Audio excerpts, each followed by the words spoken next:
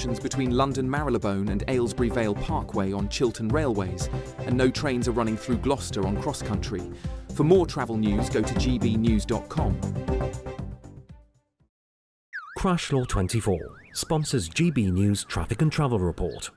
You could bank an incredible £30,000 in tax-free cash to spend however you like. And if that wasn't enough, you'll also get to drive away in this brand new motorhome. This brand new 2025 Benamar Primero could be yours. It comes with all the mod cons you'd expect from a vehicle worth over £74,000 and comfortably sleeps 4 people. This prize package is worth over £104,000. For another chance to win, text WIN to 63225. One entry costs £2.50 plus one standard network rate message. Or text bonus to 63225. 5 entries cost £5 plus one standard network rate message. Go to gbnews.com/win. Entries start at £2.50. Call 0903 686 3232. Calls cost £2.50 plus your network access charge. Or post your name and number to GB16 PO Box 8690 Derby DE1 9TT. UK only. Entrance must be 18 or over. Lines close at 4 p.m. on the 31st of October. Please check the closing time if listening or watching on demand. From the school run to the home run, watch a new show for all of Britain. So he can say whatever he wants. A straight talking show where all voices are heard. And, you know, when are we going to stop talking about smashing the gangs and actually do it? With the stories that matter from every part of our country. There's a bit of a crash landing there for your Chancellor. Bold, fearless and standing up for you. That's me, Martin Daubney, 3 p.m. till 6 p.m, weekdays, here only on GB News. The People's Channel, Britain's news channel. Westminster's full of talk, but out here, it's the real world. Am I allowed to talk then? No, that's it. This is where it matters, real people and real lives. That's what politics is all about. In fact, has Trump made a good start? No. Straight answers, no spin, and just a couple of pints. How many fingers have I got up? About 10. So join me for Lee Anderson's Real World every Friday at 7 p.m, only on GB News. The People's Channel, Britain's news channel.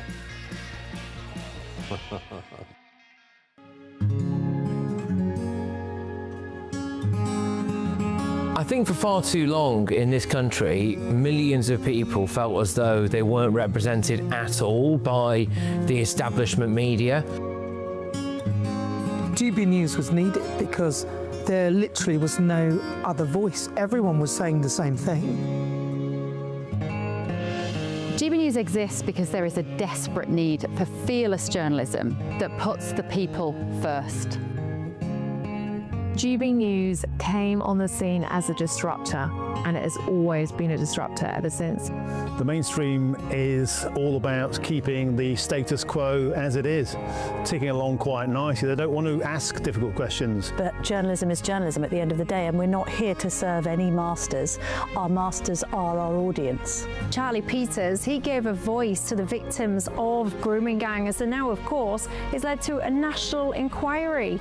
GB News exists to make sure those concerns are put forward and people feel as though what they want to ask is put to those in power. We don't take orders from anyone. We ask the questions our viewers and listeners answering. I know what's actually being discussed by my family and my friends.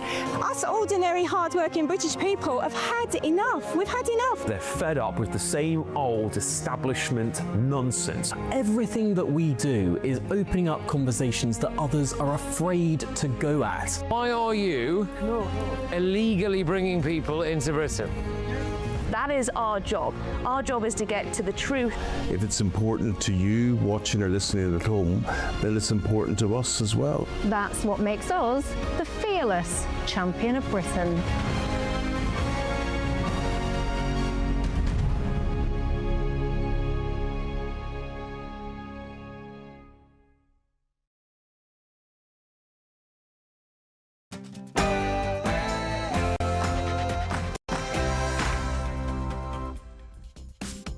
Good evening. Robert Jenrick says we must sack bad judges, go back to pre-Blair times with our whole judicial system to end two-tier justice. Is he right? We'll debate. It is, of course, the 7th of October, the second anniversary of the absolute monstrosities that took place in Israel. Yet today in this country, there are people, frankly, out celebrating it. What has to be done to make things improve? Or have we gone past the point of no return? And I can't believe it. Danbury, a beautiful little village in Essex, has banned village cricket from its green on the grounds of safety. Where will it all end? All of that and much more. But first, let's get the news with Tatiana Sanchez.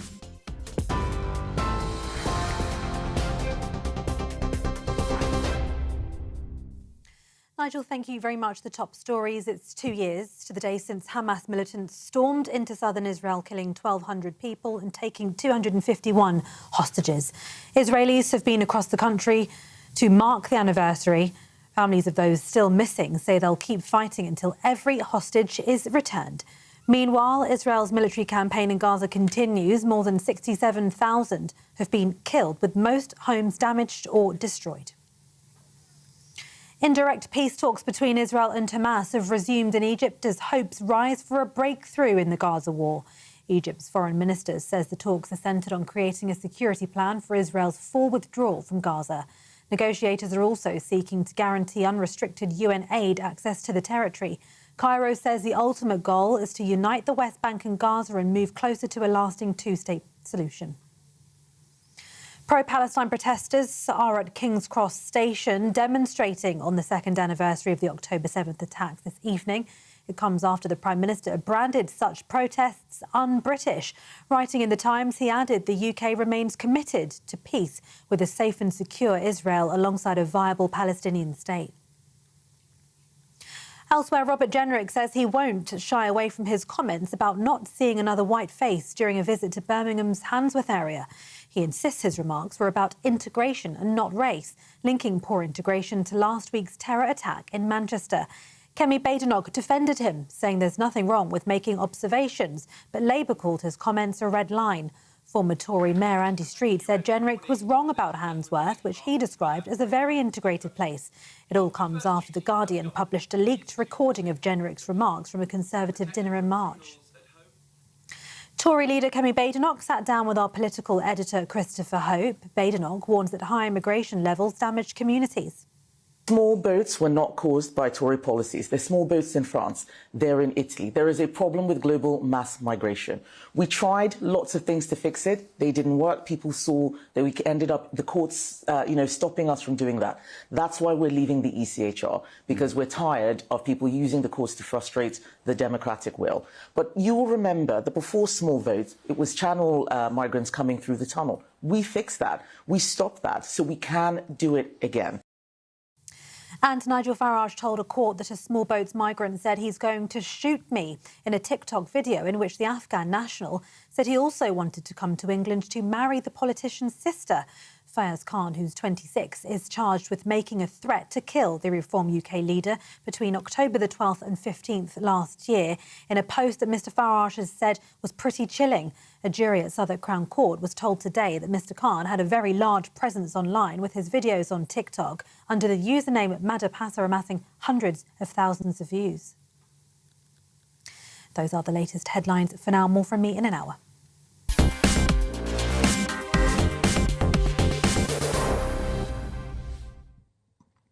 Good evening. Now, it's not been the most exciting of Tory conferences, even if they've been coming up with lots of so-called new ideas. But perhaps one of the more interesting speeches came today from Robert Jenrick. Let's have a look. We will reverse the constitutional vandalism of Tony Blair and New Labour. The Lord Chancellor will once again appoint the judges. No more quangos. And they will be instructed never to permit political activists of any political hue to don the wig ever again. They will also be responsible for issuing new sentencing guidelines. The two-tier sentencing council is not fit for purpose, so it must be abolished altogether. Never again will this country and our people face the prospect of two-tier justice under two-tier Keir. Well, it was strong stuff. And, yeah, he's talking about getting rid of a sentencing council. He's talking about the Lord Chancellor being back powerful in terms of the appointment of judges. He's talking about people who are politically active on either side of the argument not being allowed to be judges. And I have to say, I'm minded to say, that I very much agree with him. I think what Tony Blair did was effectively constitutional vandalism. It has politicised our judicial system. It has made public trust in all of it far lower than it's been probably for some centuries. That's my thought. What's yours? Is Jenrick right? Tweet hashtag Farage on GB News or email farage@gbnews.com. Well, who better to ask than somebody who is there at the not-so-packed-out Conservative Party conference, Sir Michael Ellis, of course, former Conservative Attorney General. Michael, you must be very lonely there, I know, but we're delighted to have you on the programme. Nigel, there's thousands of people here. No, there aren't. Oh, no, there aren't. It was a very good... It was... Go on. It was a very good speech, actually. I was in the hall, Nigel. It got a standing ovation. It was a powerful, punchy speech from Rob Jenrick with some jokes in it, and I thought it went down very well. It was very well received. Well, I would agree with you that it was by far the most energetic and perhaps believable part of the conference so far. But what is... I mean, you wrote something in the Sunday Telegraph about 3 weeks ago, and you've been a regular here on GB News, and in essence, Jenrick is saying much the same as you, that we go back to pre-Tony Blair, and I assume logically it isn't just the Sentencing Council. Logically, in the end, we'd have to even question whether the Supreme Court was the right organisation.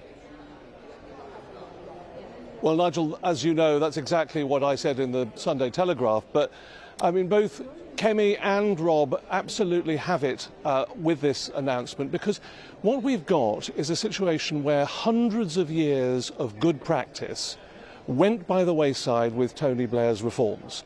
And we have rued the day since. The last 25 years, I think, are what's caused a lot of our systemic problems in the legal system, the judicial process, and where we are now with two-tier justice. I think the root of that, the genesis of it, is actually the constitutional vandalism of the late 90s and the early 2000s, those changes. The Sentencing Council was a creature actually of the Brown administration, because that came in 2009 in the Coroners Act, but that actually was, you know, it was one of the latter manifestations. It's a quango. And it's supposed to give advice to judges. But like all quangos, first of all, it has a tendency to empire build. It has a tendency to sort of, you know, create extra work for itself to justify its existence, to start delving into things. We need a system which is completely independent, and as you know, earlier this year the Sentencing Council got itself into real trouble on both sides of the political divide, and that's quite a difficult thing to do, actually, especially today's day and age. Both Labour and the Conservatives were very unhappy with the Sentencing Council, and I absolutely think it's the right thing to do, to say thanks very much, we don't need you anymore, we did well without you for hundreds of years, we don't need the Sentencing Council. Michael Ellis, thank you very much indeed. Enjoy the party this evening. Thanks very much, Nigel. Terrific. Joe, constitutional vandalism. I mean, I have to say, I do agree with Michael. I do agree with Robert very, very strongly. You know, I mean, the British, we grew up having a fair degree of confidence in our judicial system. Not perfect, but we pride ourselves that for hundreds of years we had the fairest, most robust judicial system. What do you make to these ideas? Well, if it's so bad, they've had 14 years. True. And, you know, they're all coming to this sudden dancing moment of, this is dreadful. Yeah. Well, it wasn't introduced last July, was it? No. And Michael, you know, who I have a lot of time for, 25 years it's been going, well, you know, 14 years of those, you could have done it. You could have done it over and over again. In fact, I don't remember at any point during those 14 years it even being discussed. Well, first of all, I'm delighted that the Conservative Party is now putting forward this policy, which I've been calling for since 2003. When this was first put forward by Tony Blair, I spotted this was going to be the road to ruin for our justice system, and it has been exactly that. Just as one defence, yes, You're absolutely right. 14 years. We didn't change it. It was in the 2019 manifesto that we would review it, and I was pleased to put that in there. But sadly, nothing came of that. So hands up on that. I'm delighted that the party has now realised that across the board the scale of the problem, and that's what we need. Joe, I think you're right to say in 14 years they didn't even debate it, but it's actually that this is the only thing in the conference so far that I found believable. I mean, for example, yesterday Mel Stride was saying we're the party of fiscal responsibility. Well, don't make me laugh. But you know, they're never going to get people back listening to them. People are going la la la la la. That's true. Because they've got to actually say the reason we didn't do this when we had the opportunity is because X, Y, and Z. Well, look, I think it's perfectly fair for others to say we've now realised that this is a problem. And so, looking forward, we're going to fix it. It's accepting that they perhaps didn't spot it before, and that's a hands up. We get it. Well, I'll tell you what is of more immediate concern to people than constitutional change, and that is two-tier justice. The perception of two-tier justice has taken hold very strongly in this country. And just have a look at these pictures of the people involved with the Epping protests and, indeed, the perpetrator. Now, these three men who appear before you, they did, and this is true, they pushed, kicked, and in some cases punched police officers during protests outside the Bell Hotel. They were found guilty of serious public disorder. One of them has been jailed for 2 years and 4 months, one of them for 2 years and 2 months, and one of them for 1 year and 10 months. But then what about the man, the illegal immigrant who's now claiming asylum, who sexually assaulted a 14-year-old girl? What did he get? 1 year. 1 year. People that went to protest and, yes, behaved badly have prison sentences 2.5 times bigger than the person that caused the original problem by, and I repeat, by committing a sexual assault on a 14-year-old girl. This is two-tier justice, and it's a consequence of all the changes that have taken place in our system. And, Joe, whatever one's political opinion, left, centre or right, you can see why people are really angry. Of course. And, you know, you can see it in every local paper around the country every day of the week. People appear in court, you know, they are spared jail, despite the fact they've got, you know, 3,000 convictions and goodness knows what, and people throw their hands up. But as we know, we've discussed it often, you know, the prisons are in crisis, the court system, as you know, you've been in court today. I certainly have. You know, and you were probably lucky that it was heard on the day it was scheduled. So we know there is a crisis within the judicial system. We also talked about the sentencing last week, I think, with a legal expert, and the fact that sex attack could have led to many, many years in prison. Well, there's several sex attacks. But it hasn't. But it hasn't. But the fact that these three men attacked police officers is very, very serious. And again, they pled guilty. No, I'm not saying it's not serious. I'm saying that for a fair-minded observer, somebody who turns up at a protest and it gets out of control and they behave badly, yes, but how do they get a sentence 2.5 times? Because they're wanting to take the law into their own hands. I don't buy that. I'm sorry, Joe, I just don't buy that. By the way, folks, I was in court today, not as a defendant, I hasten to add. It was in the news, Nigel. I know it was, but, you know, not everyone takes everything in. And just the way you said it, you were in court today, as if it's a regular thing. As if it's a regular thing.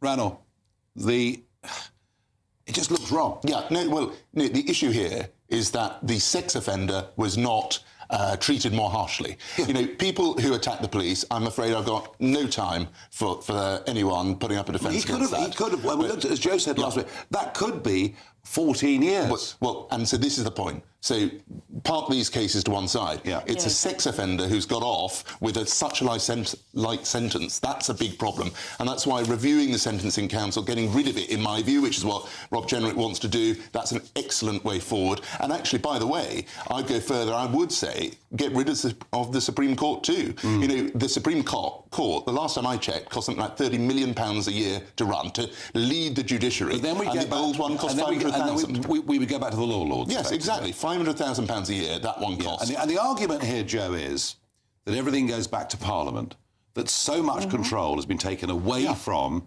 well, I was going to say the wholly democratically elected. One house is, one isn't. Well, yes, but that actually the Palace of Westminster was the place that decided these things. There is a very compelling argument for that to stay as it is. I mean, my concern is that if you have politicians who are opportunists, not that I'm naming any names like Mr. Jenrick or anybody else, for instance, but if you get to the point where politicians go, oh, I don't like that judge, you are in danger of going down Trump territory. I don't think that's what's being proposed, actually. No, though. I know, but I think they need to be. They need to be really clear. Hang on, America openly politicises judges, but we've never done that. No, but even there, they can't sack them, and that's the same here.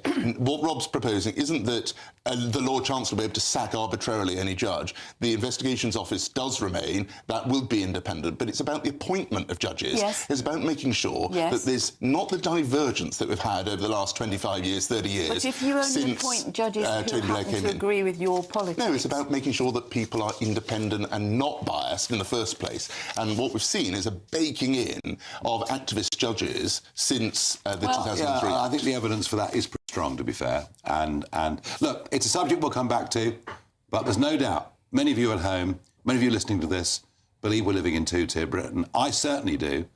And if we don't solve that, then we're going to see more bad behaviour, and that's not what we want. Today is October the 7th. It is 2 years to the day since the barbarities in Israel were committed by Hamas, and yet, it seems for some, this is now a cause for celebration, and that anti-Semitism is becoming rife, especially in our universities. We'll discuss in a minute what needs to be done to make things better.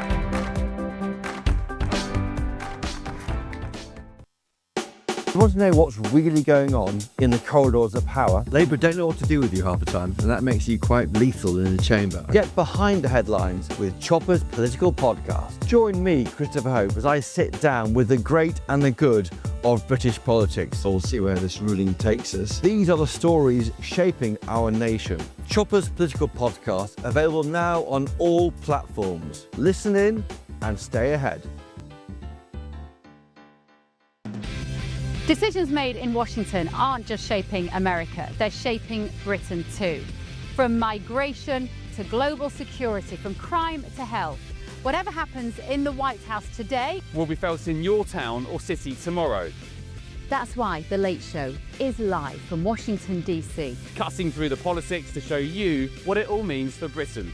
The Late Show live every night at midnight. Only on GB News, Britain's news channel. It's Patrick Christie's Tonight, and here we do things differently. It's explaining the absolute madness of this, doesn't it? It's explosive. I mean, this is very good. It's lively. 850. Your government sat there, Sean, and it did nothing. It's controversial. And the Middle East has been in turmoil since before I was born. It's everything you need to kickstart your evening. Everyone's had their Weetabix tonight. I love to see it. That's Patrick Christie's Tonight, weeknights from 9 p.m. Only on GB News, the People's Channel, Britain's news channel.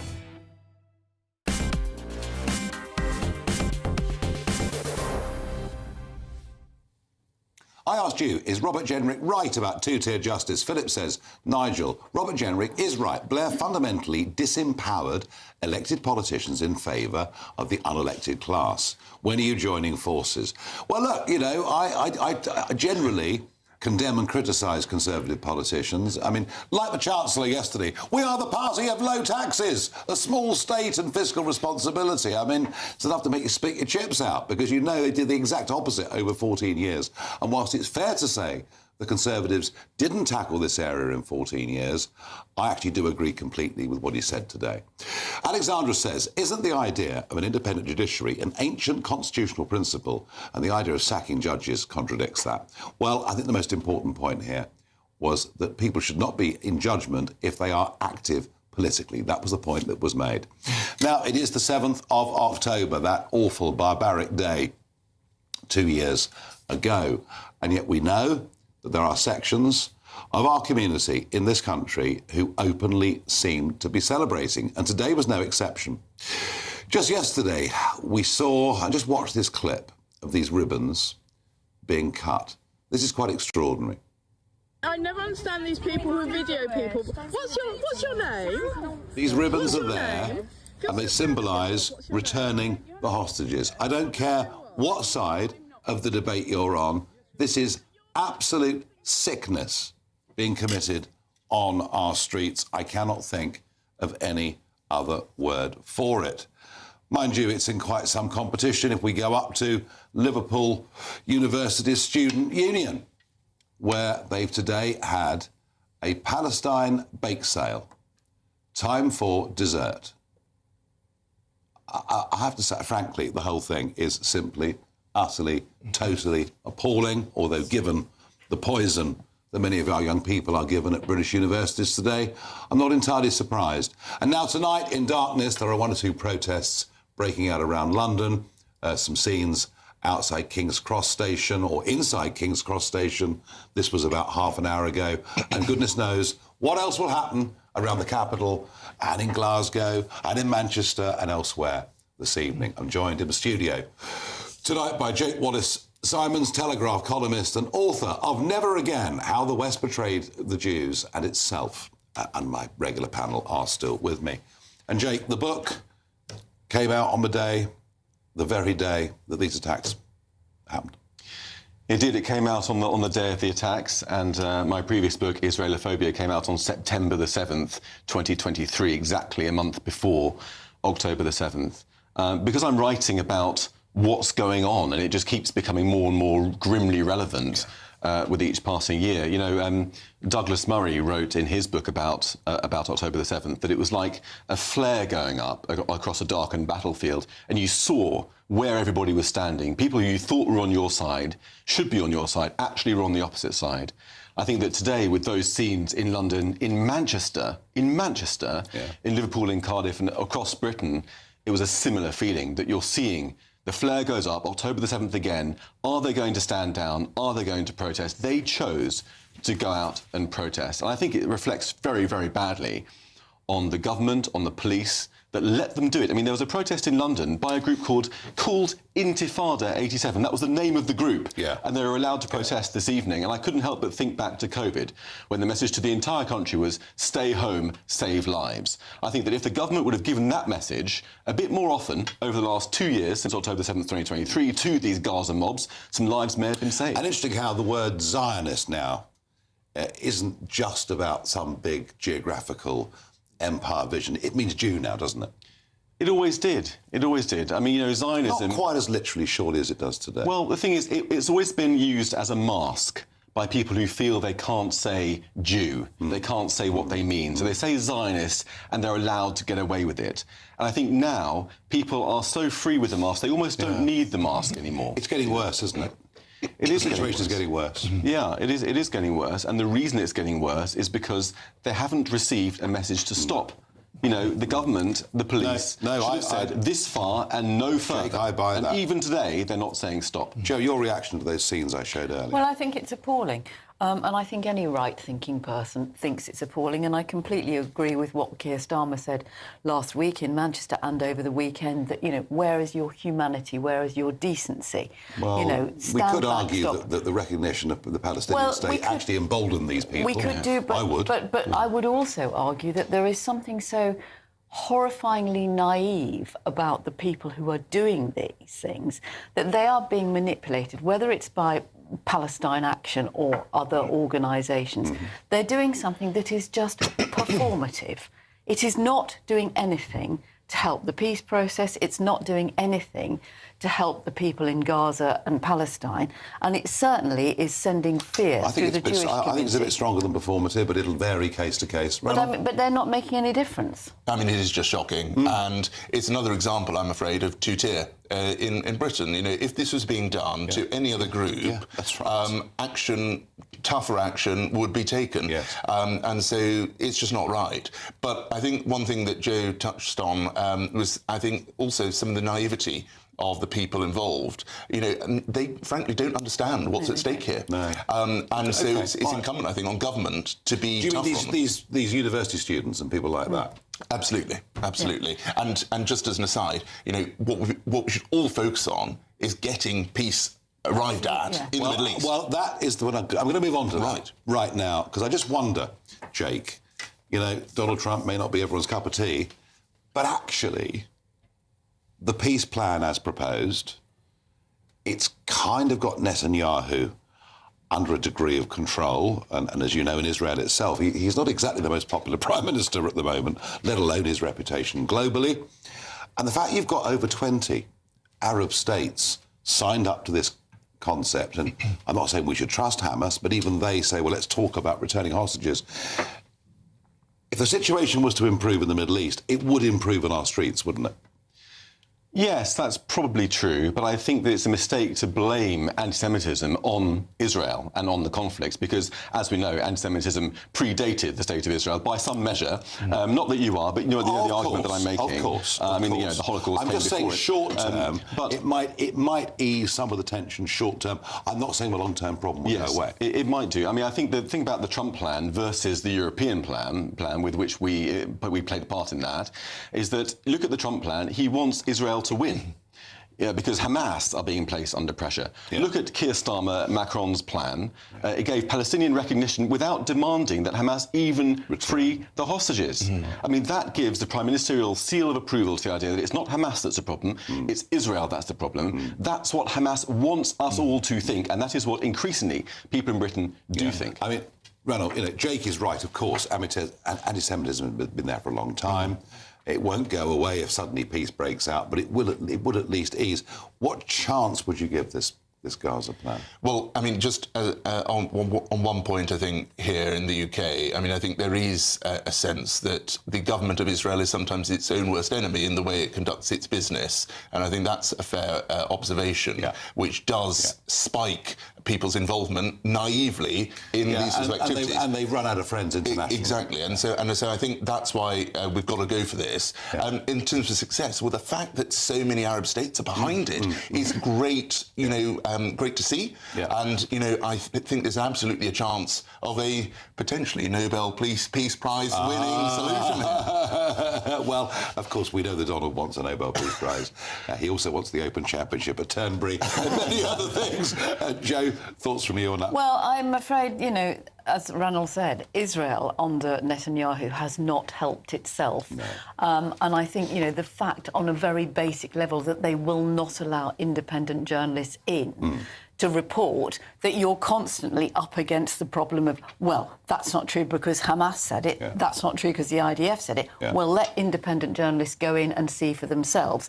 And I think, you know, as I'm sure I don't need to tell you, there are people in Israel who are not happy with the way he has prosecuted the revenge, which to many people seems disproportionate because it has been an attack on women and children, and the lack of humanitarian aid and water getting through is what upsets people. I mean, I think the general point, Joe, you make is that Israel's PR is terrible. You don't let journalists in and people are going to surmise. You know, a colleague of mine was at the border seeing big supplies going in. to Gaza the other day. How much of that's taken by Hamas and so on? We don't know. Israel's PR is poor. Finally, Jake, show us your book. Give us a flash. Come on, give us a flash. Well, this is the one. I've signed it for you, Nigel. Your name is now on the inside. It's also on the back endorsing the book. Thank you very much for that. I have endorsed the book. I have very endorsed kind the of you book to do so. because I do think it's a very, very important debate, and I fear that it's a problem that might get worse within our society over the years to come. Thank you for coming in. Thank you so much for having me. Splendid. Very good indeed. In a moment, we'll talk about the Green Party. We'll talk about whether they care about the environment anymore, or whether, in effect, they're now becoming a sectarian political party, and who that'll hurt and who could it possibly benefit. Can't wait to get in that sea. Lovely and warm. Just like the feeling of having great travel insurance. All Clear Travel Insurance sponsors GB News Travel Destinations Forecast. Looking ahead to tomorrow across southern parts of Europe, there's a lot of fine weather around. A few spots of rain here and there, a couple of showers starting to push their way into parts of Portugal, maybe around some coastal parts of Spain. Otherwise, a generally fine picture here. Also generally dry across much of Italy as well. Further east into parts of Greece, also around Croatia, a few showery bursts, but a lot of that clearing away. So actually, as we go through the end of the week into the weekend, it's looking dry for many of us and warm in the sunshine. All Clear Travel Insurance sponsors GB News Travel Destinations Forecast. Hello there, good evening. Welcome to your GB News weather update from the Met Office. As we head into tomorrow, the sunshine will return for some. Still fairly cloudy across the south though, and plenty of showers moving their way in across Scotland. Back to this evening, and we can expect some spells of rain initially across northern parts of England and Wales. Then eventually the system will drift its way southwards, bringing in more cloud, also some drizzly outbreaks across central and southern parts of the UK. To the north of this though, mostly dry, plenty of clear skies, which means it is going to turn chilly. A chance we could see some isolated frost, possibly even some mist and fog during the early hours of the morning. A different story across Scotland though, more cloud here and plenty of showers moving through. So a fairly chilly start across northern areas, but slightly milder under the cloud in the south. And it is going to be quite a grey and gloomy start to the day. There will be some drizzle in places, mostly across any hilly areas. And as we head our way further north, it will become drier. Plenty of bright and clear spells to start the day, though it is going to feel chilly. And across Scotland, once again, it is going to be another wet start. Plenty of showers continuing to push their way in from the west, turning quite breezy here at times too. And these showers often merging together to bring quite persistent outbreaks of rain. And it's likely these will linger through much of the day. But any cloud and drizzle will eventually shift its way southward, so it should turn drier and brighter here, but the best of the brightness is going to be across Wales, central parts of England, also Northern Ireland should see plenty of sunny spells. Those showers are set to continue across Scotland though. Temperatures will be fairly similar to what we saw this afternoon, so highs of 17 to 18 degrees Celsius. Heading into Thursday and across the south, it will be a much brighter start to the day. It's going to be chilly though, some mist and fog in places. Many areas should see a mostly dry day, though we have once again got some showers just starting to move into western parts of Scotland, also parts of Northern Ireland, so it could be a little damp here at times. For the rest of the week and into the weekend, high pressure dominating, so mostly dry, though it's often going to be cloudy. That's it from me, bye-bye. Westminster, the ultimate clique. And you're fighting like rats in a sack. But here on the Camilla Tominey Show, we ask the questions the establishment media is too scared to ask. OK, let me ask you a straight question, because I know you're a straight-talking politician. Whether it's net zero, illegal immigration or law and order, nothing is off-limits. You had the power then. Yeah, as I and say, now you've lost it. That's the Camilla Tominey Show, a politics show that's fearless. But no, let me finish my question if you don't mind, because it is my show. Sundays at 9:30, only on GB News, the People's Channel, Britain's news channel. At GB News, we love to hear from you, our loyal community. So drop us a line at gbnews.com/yoursay. There you can talk to each other and also to the presenters live on air. gbnews.com/yoursay, because GB News is your channel, Britain's news channel.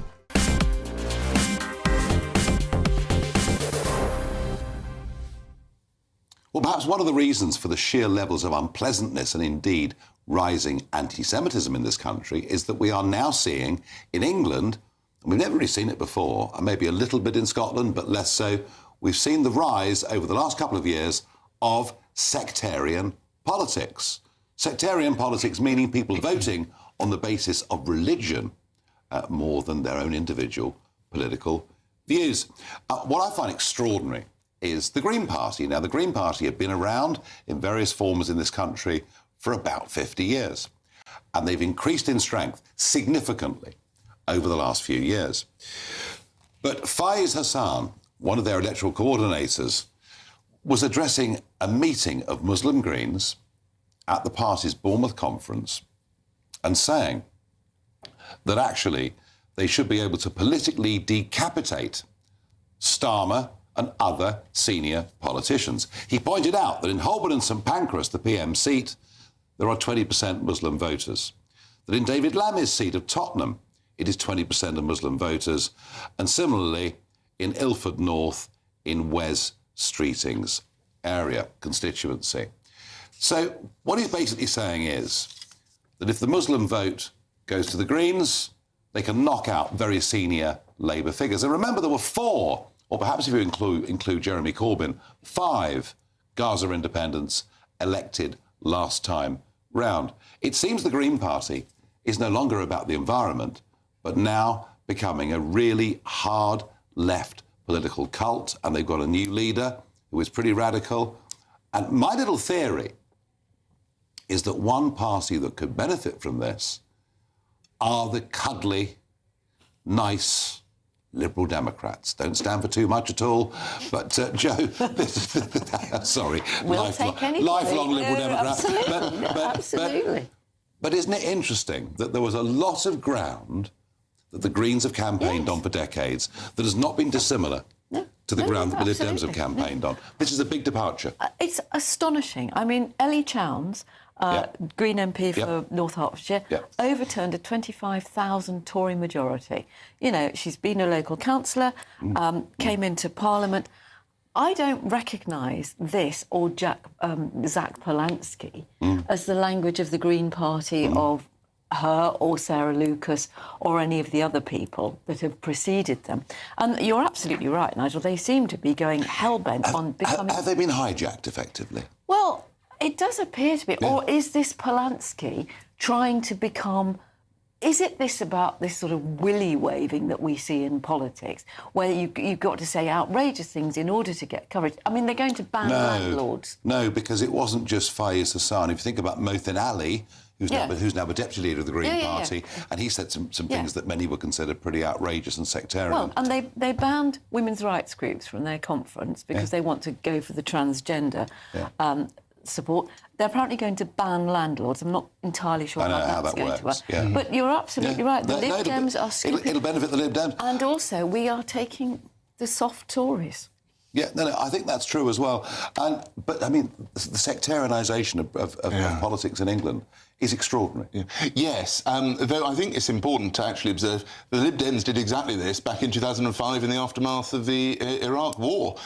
So, you know, Charlie Kennedy, he followed exactly the same strategy to bring together particular groups of voters who he knew would be very focused on certain issues. That was a protest against... It was largely a protest, and the number of potential Muslim voters in 2025 is very different And it was also to what it was 20 years ago. It was a protest at what the British government had done. But I think that here there's a very similar trend. So I take your point, Nigel, about the numbers, but this is also a protest. And, you know, right or wrong, it's a protest about the government and its positions on certain issues. No, I don't think it is. I don't think I think it's much stronger than that. I think it's genuine sectarianism. It genuinely is a large section of a religious group, albeit a religious group from the sort of Kashmiri, Pakistani But what are they trying to achieve? What are they... I mean, that's the question you've got to ask yourself. Representation on certain issues. For their own group. Whether it's on, for example, Kashmir. The government continues to, I believe, unless I've missed something,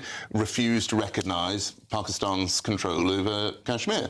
It's a group of voters who want representation, or are gaining representation from politicians whose priorities are not the priorities of the majority of British people. But you could make that argument about women, for instance, you know, if you want to go, and all mainstream political parties, you know, if they want to get the women's vote or the young people's vote or whoever, whichever section it happens to be. So there's nothing... Yes, you could. Interest groups within parties have always existed. I just think this has taken on a much, much deeper Well, and I think it's a very sinister turn for the Green Party, and I think they will repel a lot of people. Well, they've also revealed their true colours, which is that a green agenda is actually a very socialist, very left-wing agenda, full stop. That's the end of it. And the environment. I mean, we always used to say that the Greens were the watermelons, weren't they? You actually, the green on the outside, cut them red on the inside. But I don't know. I could be wrong.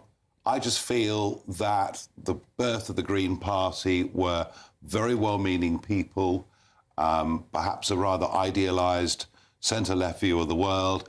I think they've been hijacked. That is my view. They've certainly moved away from knitting their own yoghurt, haven't they? They certainly have, absolutely. In a moment, we discuss a slightly lighter issue, but not if you live in Danbury. I mean, the sound of leather on willow. What could be a more wonderful English scene than village cricket on a Sunday afternoon? And yet, in a beautiful Essex village, they've decided to ban it. We'll find out why in just a moment. Britain was once the envy of the world. But look around. A nation that no longer knows what it is or where it's going. A country that's broken. How do we fix Britain? How do we bring it back? Friday night with Matt Goodwin at 8 p.m, only on GB News. Decisions made in Washington aren't just shaping America, they're shaping Britain too. From migration to global security, from crime to health. Whatever happens in the White House today will be felt in your town or city tomorrow. That's why The Late Show is live from Washington, D.C. Cutting through the politics to show you what it all means for Britain. The Late Show live every night at midnight. Only on GB News, Britain's news channel.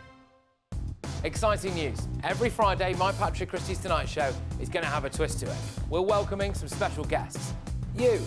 That's right, on Fridays I'm going to be doing my show in front of a live studio audience because this show is about you and what you have to say. It's going to be the same big debates, same big topics, same big opinions.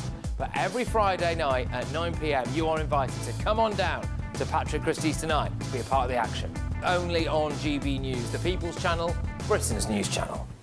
Hi, I'm Michelle Dewberry, and my show is your opportunity to cut through all the noise and dive in headfirst to some robust debates. Ideas clash. Situation, isn't it? Because the failure is you're deliberately avoiding my point. Nothing's held back. And if you think this is the end of it, wait for more. And we do not shy away from the difficult stuff. Sometimes I want to shake people and say, if only you understood. So join me on Jubes & Co. weeknights at 6 p.m, only on GB News, Britain's news channel.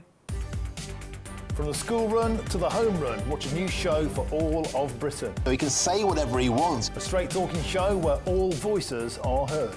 And, you know, when are we going to stop talking about smashing the gangs and actually do it? With the stories that matter from every part of our country. There's a bit of a crash landing there for your Chancellor. Bold, fearless and standing up for you. That's me, Martin Daubney, 3 p.m. till 6 p.m, weekdays, here only on GB News. The People's Channel, Britain's news channel.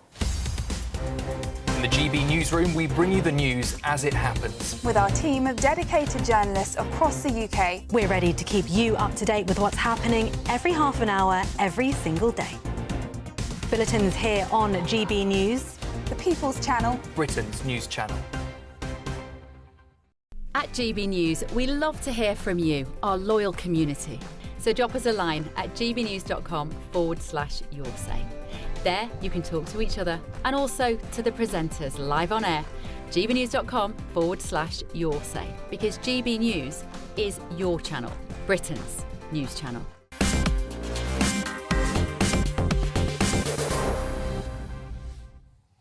Cricket has been played in the Essex village of Danbury since 1799. And it goes on, has gone on this season at the Dawson Memorial Field. And there are 3 clubs that play their cricket there, as they've done for a very, very long time. There was an incident last year when a member of the public was struck on the leg by a bull in a nearby car park.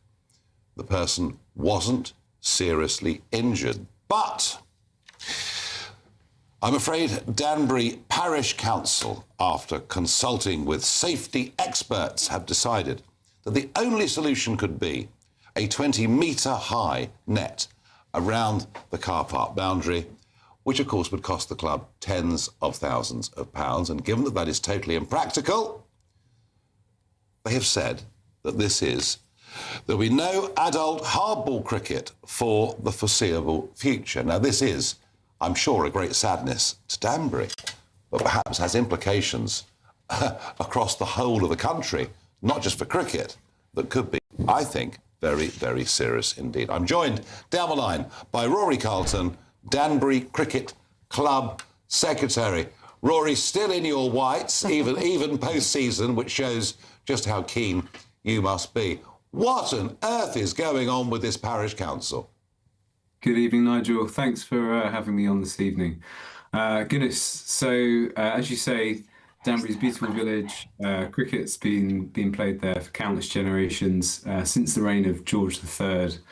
And all of that has been, essentially banned off the back of a handful of councillors' interpretation of health and safety law, unfortunately. So, yes, indeed, as you say, second game of the season, I think it was this year, we had an unwitnessed, unproven, 22 people playing cricket didn't see this incident happen. It later emerged that it happened before the game had even started, believe it or not. And after that, the parish council moved very, very quickly. They essentially told us that we can't play cricket, it's been suspended. This sort of carried on through the summer. We had a number of meetings. We tried to, be very reasonable, work with them. There were a number of mitigations that we put forward that could, additional signage, changing the car park, warning people, most of which we do already. But unfortunately, at the end of September last month, we were told essentially, the statement is for the foreseeable future, but in our mind, it's banned. It's not coming back. Unless we can, don't know, have a miracle. Well, I tell you what you need to do is to have a look at when the next set of elections are coming up for the parish council and put up candidates and jolly well take back control of that parish council and get cricket back. And that is my serious... This actually is one of those nightmares that local politics can solve. So that's my advice to you, Rory. Get ready for those elections, find out when they are. If there are by-elections, and by-elections often happen, someone stands down and they can be uncontested, someone just gets put in, and I wish you well. And this programme is going to follow your progress, OK, throughout the next couple of years. And I wish you, the team, all of your supporters, very, very well indeed. And thank you for coming on and joining me. Terrific. Thank you, Nigel. Thank you.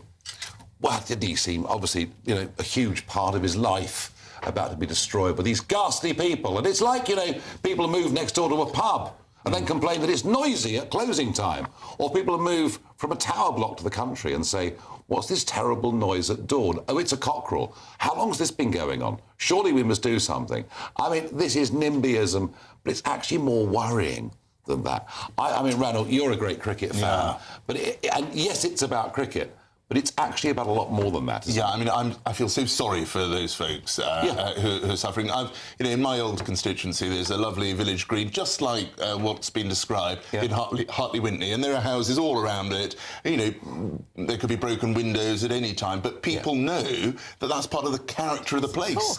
And it's really disappointing that a parish council here has taken this action. And I'm afraid, in my time as an MP, I did see some parish councils that were absolutely brilliant. And some that I'm afraid that were just a joke, and I'm afraid that's what we're seeing here. But I was right to say local democracy does offer a way out here. Well, and who's the local MP? Because I hope they're getting involved in it, and the local town council or whatever it is, county council. It's absolutely outrageous. But it is a parish council decision, isn't it? Yes, it is a parish council decision. Pressure. I agree. Pressure could. But you can put from the other level. And you're right that people should stand for the parish council because so often they're uncontested by just a bunch of self-appointed people. So John Whittingdale's the MP. That is the quintessential picture of an English village.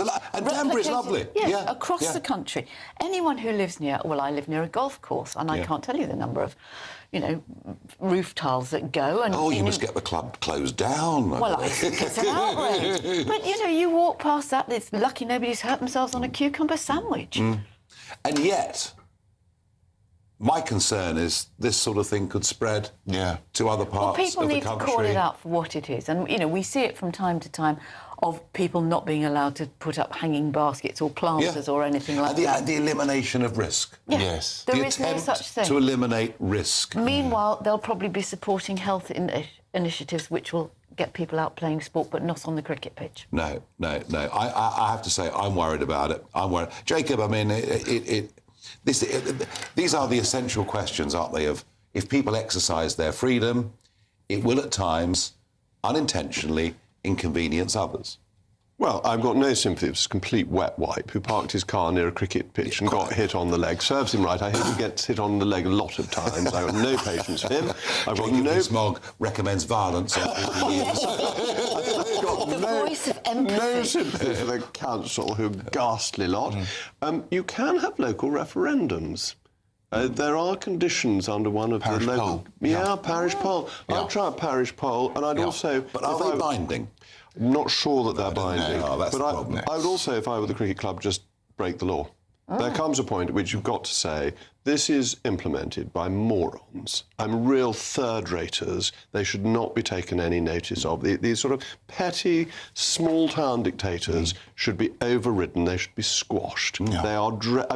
I'm as close as I ever get to being angry about this. It just drives me mad. When did you realise, Ranald, that Jacob Rees-Mogg was a revolutionary? When he joined the Green Party. The state of the nation's going to be a bit... Well, I haven't asked him yet whether he's going to do cricket or not. But just final thoughts and reflections before we go off air. Kemi Badenoch, big speech tomorrow. It matters? Absolutely, it matters. It is the leader's speech at Conservative Party conference. A lot of people are keen to hear what she's going to say, whether there's going to be any particular policy announcement. I remember the policy announcement that David Cameron and George Osborne made back in 2007 that forced Gordon Brown to bottle the election. So these speeches do matter, and I wish her well.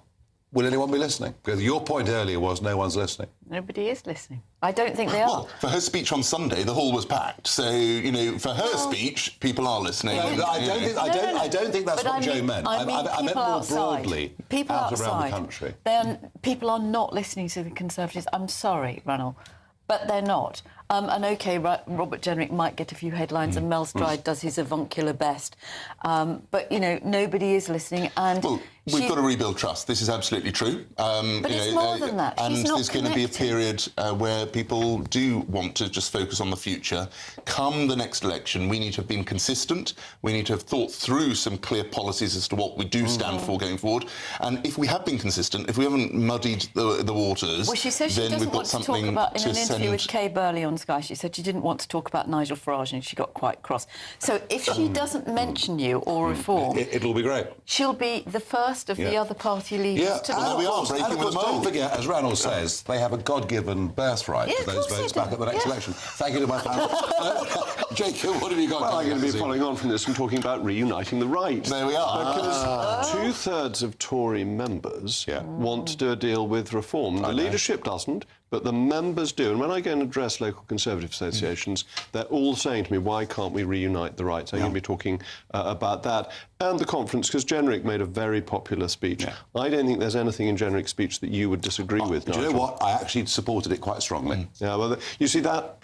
I know you don't want to reunite the right, and I know Kemi doesn't want to reunite them, that James Cleverly doesn't want to reunite the right, but actually our members do. And we've got to pull ourselves together. If we did a deal with you lot, if we did a deal with you lot, our vote share would fall 4 or 5%. Yeah. And that's the truth of it. Enough. You'll have the Rees-Mogg in a minute. Let's have a look at the weather.